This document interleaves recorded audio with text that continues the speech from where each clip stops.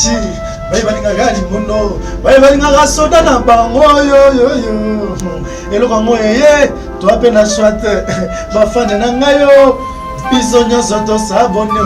Massivement na kati ya Congo TV, na beni bafane tout, avec les filles là, donc balinganga, tout balinga musala, tout mosepela na musala, tout na sepelisa na banda, donc ce qu'on Bolanda nga lisusu bien, donc bon mon nga lisusu bien, abonnez-vous na kati ya Congo Winner TV, la chaîne oyo osepelisa biso, osepelisa yo totalanga kama na seni abana siso bato nyonso balingaka ya nzaka kosabone. Congo Winner TV. Congo Winner TV. La Cléopâtre Sarah Kabouli, Banous Yamboka na temps réel, chaîne Kangi Londres Mobimba, Balobi Bisoto. C'est ça Moko na Londres, Congo Winner TV. Babi Bisonyo surtout s'abonner na Congo Winner TV. Sarah Kabouli, en direct de Londres. Babito s'abonner massivement net na film. Congo Winner TV, Sarah Kabouli. Massivement. S'abonner massivement na chaîne na Bino Congo Winner Télévision. Congo Winner Télévision. Ya yé Moko la Cléopâtre Sarah Kabunji babi moi soit l'équipe ngolo na moi. News la carte na moi peut la bien l'honorable René Makondele donc tout y est donc voilà quoi. Juste pour notre web Sabino qui est beau s'abonner. Yaka na Congo Winner TV. Ya boss na biso Sarah Kabunji la Cléopâtre veut dire moi si oya leki ngolo nelengi. Balobi na chaîne wana kozala jamais déci. Talara ye Moko.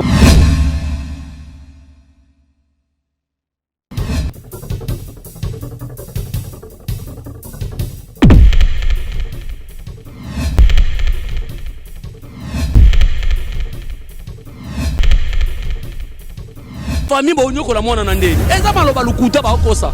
Famille mari Misamu ba onyoko la mwana rythme Misamu. La rythme Misamu ndenge nini. Bino bolingaka bala nani. Batu musu ba komio Pasteur Moïse Mbie batika mwana na maboko na yo tala nenga ke kobala. Ite. Donc ngana ngina lo baka boye. Mwana ya mari Misamu aponi na ye mobali na ye. Badongolo miso Chantal Bola za mama mukolo. Ba na kobeta maso na ote pona na thermomètre etala so mutana zemi. Ba Congo na ebiso ko tonga monga za na ba Congolais. Peuple atonga kalowa Congolais za mwana ngaka ninga za na yisha bampeledi ndoye ya mama ninga za na 20 bo bando tonge poza mwana star mena osimbela bino kisi nyovi koma ko boya yo koma kata pakola 4 nyovi 5 couches nyovi donc tika babilo ko zo sala zo sopa bino oh bino mozaka dans testament za ka mari miso matika mwana na maboka passer Moïse Mbi batu mususo omoni manichi buki fera yemba kaye riti Misamu za mutu nzambe. Ba Congolais liki koloba makasi. Po ma Congolais zani ni makambo etali ete makambo famille na yete makokota ngoka. Kana oloba boye. So na zaina numéro ser Marie na ngana benga ye atala lilita.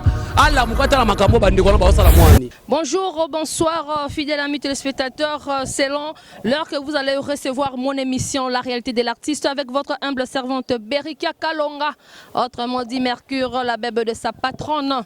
Là je vois déjà Sarah Kabunji, moi si oyaleki ngolo na mwindu, moi si oyaleki ngolo na mwindu. Aïe, et puis c'est vraiment zouaté, donc voilà, je vois déjà René Makondele, notre manager privé René Makondele Balobi, l'honorable de tous les Djogo. Je vois déjà Iba de Moutamba HM,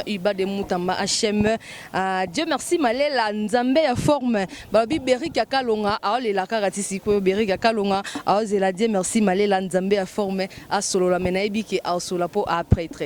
Donc voilà, derrière les caméras, je vois déjà notre cordon Zuma Tumba Mwamba Bobak, c'est là que toujours papa na Moïse Ntumba, Mobali Ambinga, Azanga vraiment banda vraiment. La réalité de l'artiste Berika Kalonga akitara pamba te sege likamo ezali. Aïe, la réalité de l'artiste et Lukamahamou, la réalité de l'artiste. Je vais recevoir pour vous une personne au boye bien.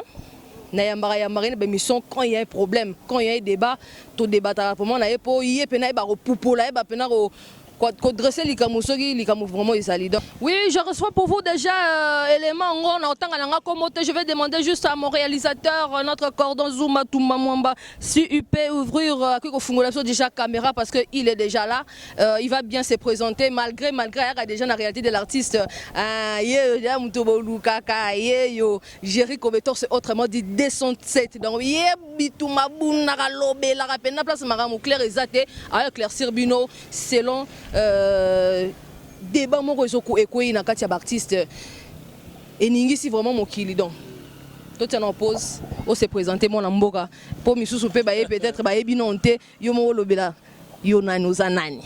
Ah moi la mobali ali tuto bozo mono bato batali télévision lelo batali internet lelo.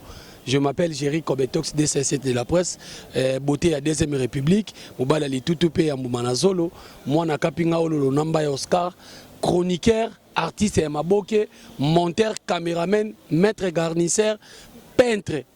Donc Jerry Kobetox azo sala misala tout wana. Pour père na biso ko fatika lupa on te donne sala misala na tout. Ko so mara lupa. Ah mais wa pena gâté on a ba don belé c'est bon hein c'est fait. Nous ce que sali tout wana za théâtre. Musala no so ko la à travers théâtre. OK.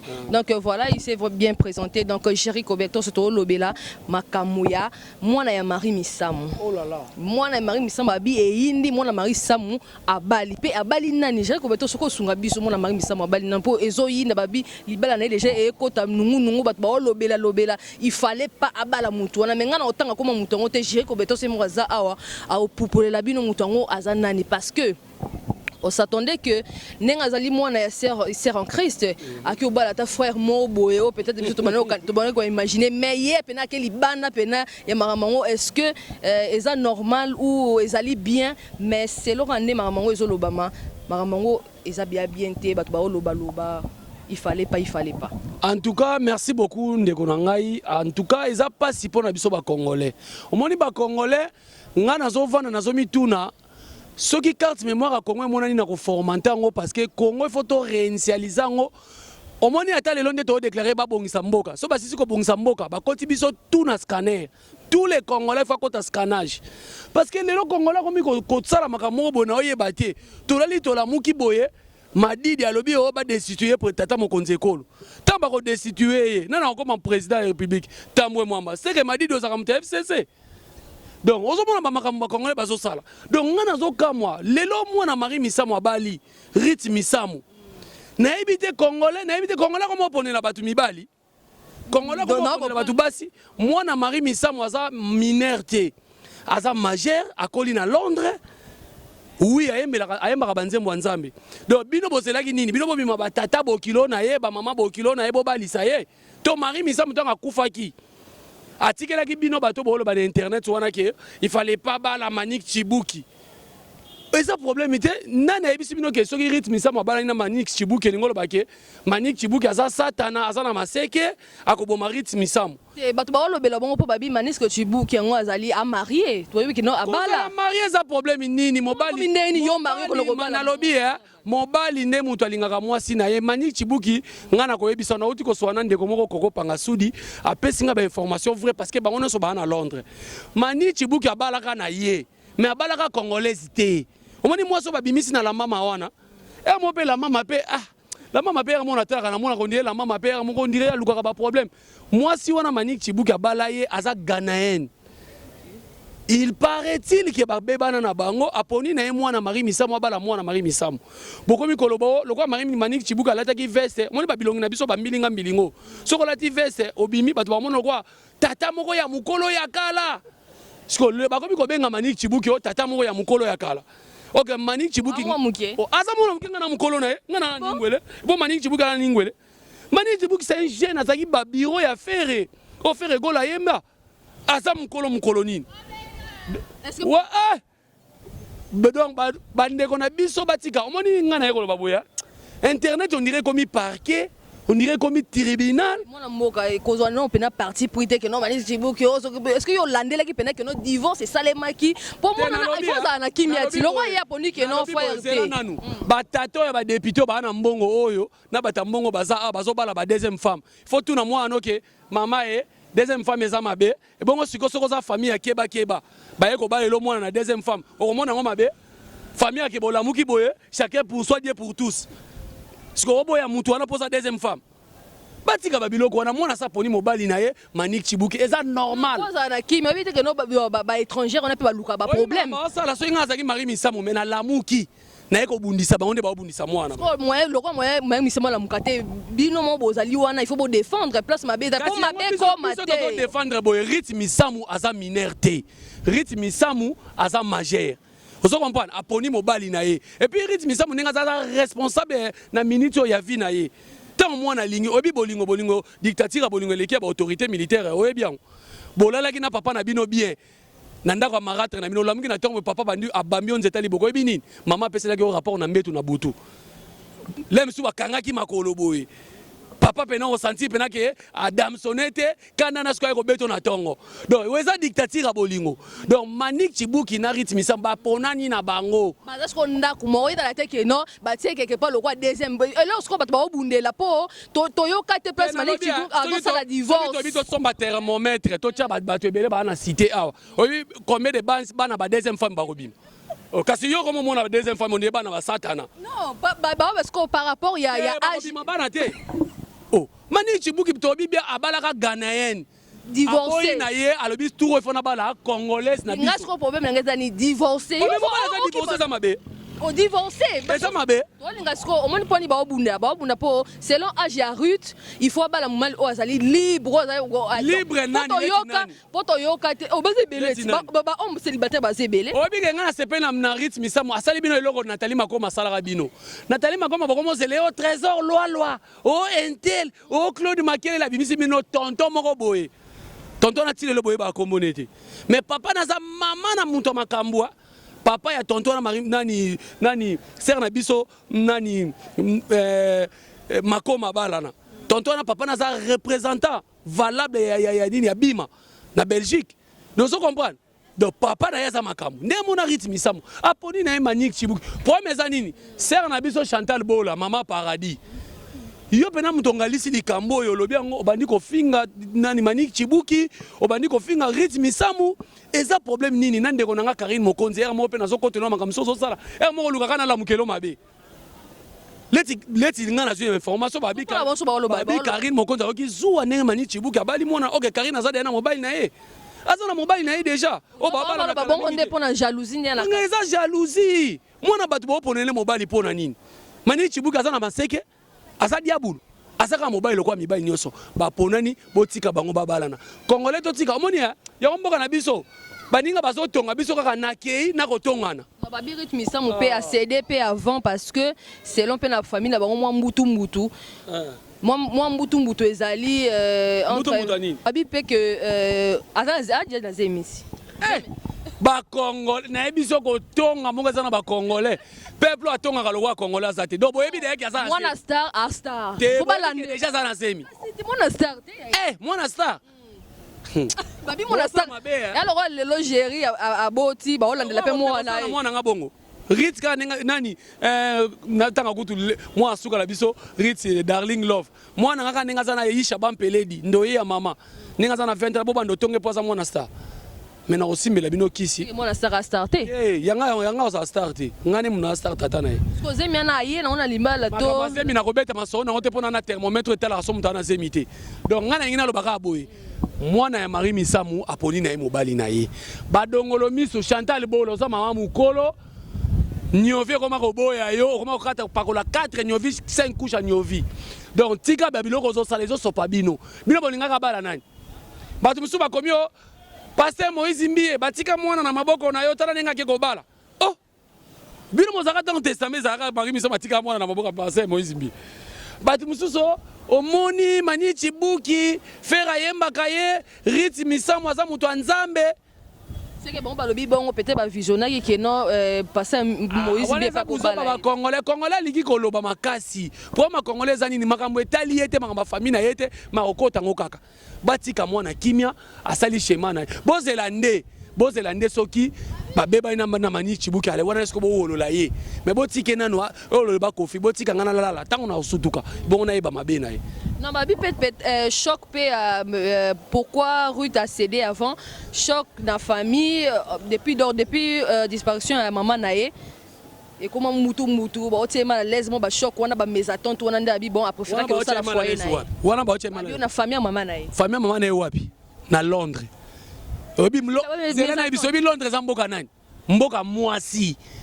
La reine d'Angleterre a favorisé basi na moi na Londres so meki na mwasi. Mukange, mufunge, mukamate. Sko Ruth Misamu afana na Londres. Sko famille pa maman na ye ba compliqué na Londres. Kaka ne mundela lingaka ne omoni état de droit au kota. Parce que Londres déjà zala nango. Parce que famille ba onyoko la mwana na ndeni. Eza maloba lukuta ba okosa. Famille Marie Misamu ba onyoko la mwana Ruth Misamu. Onyoko la Ruth Misamu ndenge nini. OK, mundela linga te muto anyoko.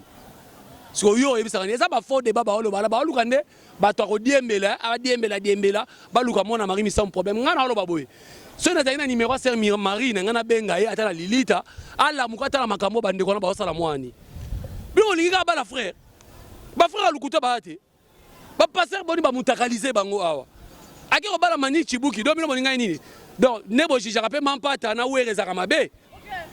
E kasi yebe o mode mo na sa de ka Sylvie mampata na werason. Manik chibuki na Ruth Misamu. Et c'est normal et ça bien. Et ça ini. Lem soupe Manik chibuka ko bongwa na travers Ruth Misamu. Point ni ba o moni ba chrétien bo banga ka toti na PC o banga. Likamsu pese nga ko affrontango. Yé andimi mwana mobali wana botika ya vana na mwana mobali na botika bilobalo. Obi ba Congolais makambo sa le beleza na mboka. Mais distraction na distraction mboka mobimba na ebité le babo kechu. Oh peuple nini oyo. Peuple moko talaka mutakana na téléphone. Peuple moko lingo ko taka makambo abatu. Makambo baninga bazo évoluer biso tozo évoluer te. Eza pasi. Donc mani chibuki vala no papa umela na Ritz. Bobo tabana le roi bango balobi ke ozala zemi bato poto ba bioza azala zemi ozape mobala bien zemi na ko bana namba moko un coup une flamme kasi ya on a bi mwana mboka ko vraiment parti pris te po ba misusu on ba osala ngo pona jalousie te pona contre-cœur te mais ça kaka juste le roi maman zate moni likambo ba tebele bangalisi mo poani obili ba tebele bangalisi mo poani ebele ba raisonnaka nani mani chibuka bala bango surtout bana basi wana poto ba otalanga wana bitula ba matrice comment déjà et comment ezika na poto mibali ba tala bango basi mombaso bazoleka na couloir na Londres boy na Château Rouge boy ba komone mutakala so moi ça bongo ozoche na ndako ba poni na bango mwana na sakanité ba damsone bien te abundi combattre tami mingi te mutika manimi misoma zuso so mboka tala riti ninga zalaka loko mwana mo bazoko wana Kinshasa atani naturel.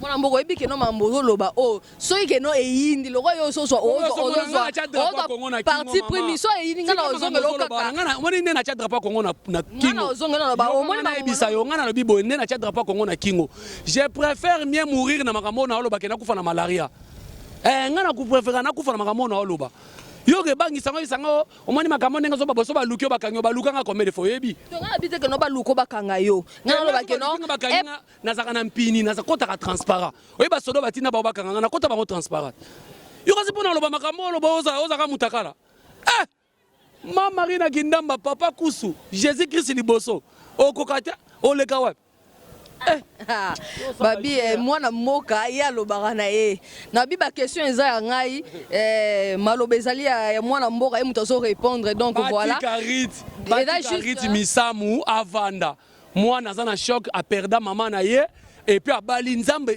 apamboli ye libala ezali étape moko ya malamu na vie ya mwana mwasi yango bomona ke Manik Chibuki bomona na ba arme aboma batu asa bomana mwasi ni moi c'est na babi aza ghanéenne ya poni na ye congolaise parce que bino ba congolaise eza mabe il fallait pas bala ye so tali ba sera ngo ba lo ba makambo ngo ba pakola ba 5 couches nyovi ba AGC KI lem soupe misu bazana ba bota te azana poto azanga mukanda abota te donc nyonso azanga nde mona nga mutu azana kinya moi mboka yango na lobi ke non to pesa ka Ruth chance ezala te ke non nenga lui asala divorce le nini o e uti oleka oyo ezala te suna Ruth asala divorce na Ruth donc quand nenga zuye bongo ezala pour toujours pour ezala bien c'est ça notre souci ngai pena na lobi Ruth Misamu umela na mobile ni Manik Chibuki cash money faire go la zo baka mutu cash money yo mona ba cher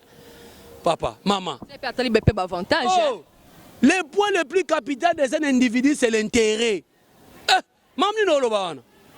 ngani kama intérêt na ça elango ba jeter natali koto 500 natali koto 1000 et nakina kota 1000 na kele koto te nzamba lobi to sungana obi musala ya que Dieu vous bénisse ndenge bomisa okufa okufa ndeni ni Dieu vous bénisse pena mola mboka yebisa biso na luso okufa ndeni que Dieu vous bénisse nzamba pa mola musala zo saba eso ka que Dieu vous bénisse frère okufa doki mukongo ndeni préféré no ba peso 1000 wala edeo moso 1000 ane memio na mabe 1000 memio na mabe te babiso tolala na babare te so mona na onima na ba era ba jeunesse so ba nimba na babare ba bosa na era ba mbongo super mabe o peut-être nga zuma tuma jamais to vana na ba biso boulot. OK, donc voilà boyo qui gère peut-être ngasi koloba papa mwana mboka toka bwana tistoka bwana toka bwana biso mais bato na solo ka batika rythme Misamu donc on nga koloba ka yango. Merci beaucoup. Donc nous sommes arrivés à la fin de notre émission La réalité de l'artiste. Vous avez compris pourquoi Berry Kakalonga a quitté sur le terrain. Voilà boyo qui diaba news ngezali. Donc abonnez-vous massivement sur notre chaîne La réalité de l'artiste. Vous serez pas dessus. Moi et vous on se retrouve très prochainement.